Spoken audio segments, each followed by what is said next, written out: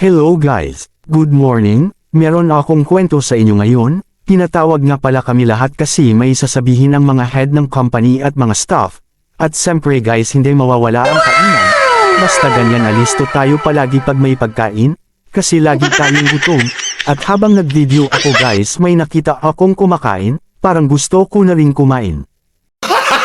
Gago! Biro lang guys.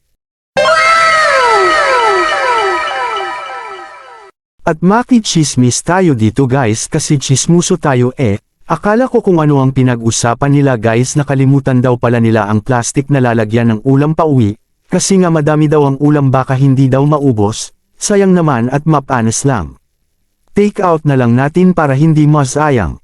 At sa wakas guys dumating na ang mga head ng company, at siyempre meeting muna tayo guys bago kumain.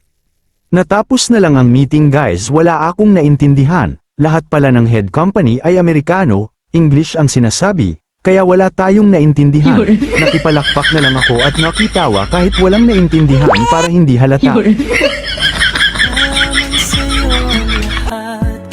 kang mag-alala.